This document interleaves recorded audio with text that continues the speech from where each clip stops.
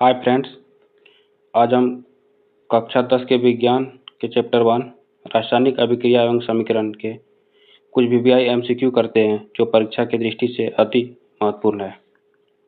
Question number 1, नीचे दी गई अभिक्रिया के संबंध में कौन सा कथन सत्य है? ये जो रिएक्शन दिया हुआ है इसके बारे में कौन सा अभिकथन सत्य है?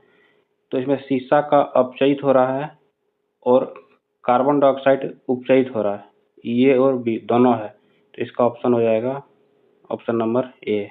नेक्स्ट, दी गई अभिक्रिया किस प्रकार की है? यहाँ ऊपर में जो रिएक्शन दिया गया किस प्रकार का रिएक्शन है? तो यह रिएक्शन है विस्थापन अभिक्रिया, क्योंकि इसमें एल्युमिनियम Fe2O3 से ऑक्सीजन हटाकर Al2O3 बनाता है और लोहे को विस्थापित कर देता है, इसलिए यह विस्थापन अभिक्रिया है। नेक्स्ट,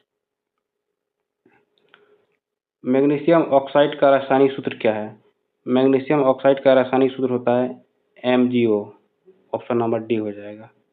नेक्स्ट, संतुलित रासायनिक समीकरण किस नियम पर आधारित होता है? तो ये द्रव्यमान संरक्षण के नियम पर आधारित होता है। संतुलित रासायनिक समीकरण में अभिकारकों और उत्पादों के प्रत्येक तत्व के परमाणु की संख्या समान होती है। नेक्स्ट, लोहे पर जंग लगना किस प्रकार की अभिक्रिया है? तो लोहे पर जंग लगने की अभिक्रिया को ऑक्सीकरण अभिक्रिया कहा जाता है। लोहे की ऑक्सीजन और नमी से अभिक्रिया होकर जंग बनती है। नेक्स्ट, श्वसन किस प्रकार की अभिक्रिया है? तो श्वसन ऊष्माक्षेपी अभिक्रिया होता है, क्योंकि श्वसन में ग्लूकोज के ऑक्सीकरण से ऊर्जा निकलती है, इसलिए यह ऊष्माक्षेपी अभिक्रिया है। नेक्स्ट, चिप्स की थैली में कौन सी गैस भरी जाती है? तो चिप्स की थैली में नाइट्रोजन गैस भरी जाती है, इसका आंसर हो जाएगा सी, क्योंकि नाइट्रोजन गैस भोजन को ऑक्सीकरण से बचाती है और चिप्स को लंबे समय तक ताज़ा भी रखती है। नेक्स्ट, किस अभिक्रिया में अवक्षेप बनता है? तो इसका आंसर हो जाएगा ऑप्शन नंबर सी, द्विविस्थापन अभिक्रिया में दो यौगिक आयनों का आदान प्रदान करते हैं और अक्सर अघुलनशील अवक्षेप बनाते हैं। नेक्स्ट, ये जो रिएक्शन दिया है यह किस प्रकार की अभिक्रिया है? संयोजन अभिक्रिया है, क्योंकि इसमें CaO और H2O मिलकर एक उत्पाद CaOH का होल ट्वाइस बनते हैं, इसलिए इसे संयोजन अभिक्रिया कहेंगे। अर्थात इसमें दो यौगिक मिलकर एक नए तत्व का निर्माण करते हैं। नेक्स्ट, लोहे पर जिंक की परत चढ़ाने की प्रक्रिया कहलाती है? तो लोहे पर जिंक की परत चढ़ाने की प्रक्रिया को गैल्वेनीकरण कहते हैं, जो लोहे को जंग से बचाती है। नेक्स्ट, जब बिना बुझे हुए चूल्हे पर जल डाला जाता है तब कैसी अभिक्रिया होती है? तो जब बिना बुझे हुए चूल्हे पर जल डाला जाता है तो ऊष्माक्षेपी अभिक्रिया होती है, इसका ऑप्शन ए हो जाएगा, क्योंकि CaO और H2O की अभिक्रिया से CaOH का होल ट्वाइस बनता है और इसके साथ में अधिक मात्रा में ऊष्मा निकलती है, इसलिए यह ऊष्माक्षेपी अभिक्रिया है। नेक्स्ट, चांदी के ऊपर काली परत का चढ़ना किसका उदाहरण है?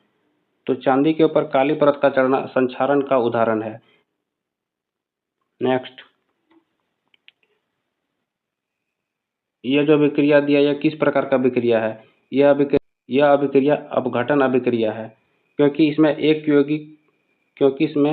एक यौगिक टूटकर दो सरल पदार्थ बनता है, इसलिए इसे अपघटन अभिक्रिया कहेंगे।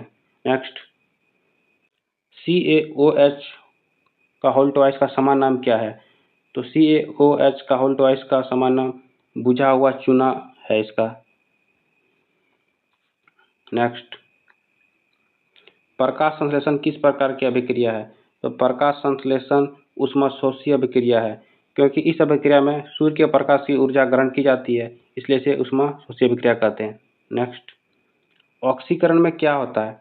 ऑक्सीकरण में ऑक्सीजन का योग होता है और हाइड्रोजन का ह्रास होता है, अर्थात ऑक्सीजन में वृद्धि होती है और हाइड्रोजन में कमी होती है, तो इसका आंसर हो जाएगा सी, ऑप्शन ए और बी दोनों। नेक्स्ट, उपचयन अपचयन अभिक्रिया का दूसरा नाम क्या है? उपचयन और अपचयन अभिक्रिया का दूसरा नाम रेडॉक्स अभिक्रिया है, इसका आंसर हो जाएगा सी।